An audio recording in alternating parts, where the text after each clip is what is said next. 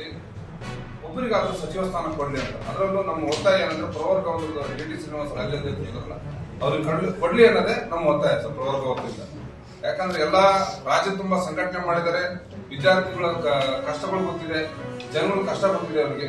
So ಹಾಗಾಗಿ ನಿಮ್ಗಳ ಮುಖಾಂತರ ಅವ್ರಿಗೆ ಒತ್ತಾಯ ಮಾಡೋದಂದ್ರೆ ಸರ್ಕಾರಕ್ಕೆ ಈ ಸಲನಾದ್ರೂ ಅವ್ರಿಗೆ ಒಬ್ಬರಿಗಾದ್ರೂ ಸಚಿವ ಸ್ಥಾನ ಕೊಡ್ರಿ, ನಮ್ಮ ಕುಂದುಪುರಕ್ಕೆ ಹೇಳ್ಕೊಳಕ್ಕೆ ಒಂದು ಅನುಕೂಲ ಆಗ್ತೈತಿ.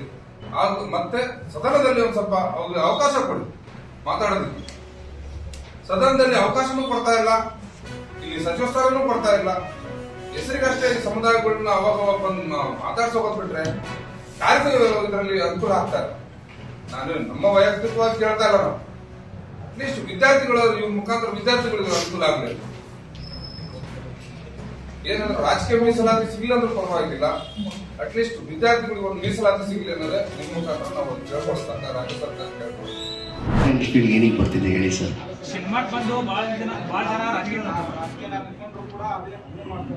ಸರಿ ಆಯಿತು, ಈಗ ಸಿನಿಮಾ ಫೀಲ್ಡ್ ಬಂದು ಮುಖ ಪರಿಚಯ ಮಾಡ್ಕೊಂಡು ರಾಜಕೀಯ ಕಡೆ ಹೋದು ಒಂದು ನಿರ್ಧಾರ ತೋರಿಸಿ ಸರ್, ಅದು ಯಾರಾಗಿದ್ದಾರೆ ಅಂತೇಳಿ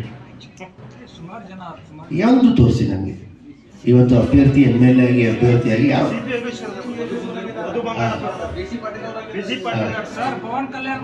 ಅಲ್ಲ ಅದು ಹಳೇದು ಬೇಡ ಸರ್, ನನಗೆ ಇವಾಗ ಬಗ್ಗೆ ಕೇಳ್ತದೆ.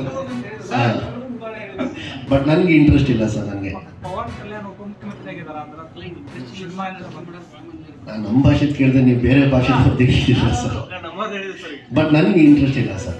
ನನಗೆ ಪರ್ಸ್ನಲಿ ನಾನು ಚಿಕ್ಕ ವಯಸ್ಸಿಂದನೂ ಕಲಾವಿದ ಆಗಬೇಕು ಅನ್ನೋ ನನಗೆ ಆಸೆ ಇತ್ತು. ಸೊ ಅದಕ್ಕೆ ಈ ಫೀಲ್ಡ್ ಆಯ್ಕೆ ಮಾಡ್ಕೊಂಡಿದ್ದೀನಿ. ರಾಜಕೀಯ ನನಗೆ ಯಾವತ್ತೂ ಅದು ನನಗೊಂದು ಇದು ಕೊಟ್ಟಿಲ್ಲ. ನನಗೆ ಅಂದರೆ ಒಂದು ಇಲ್ಲ ಸರ್.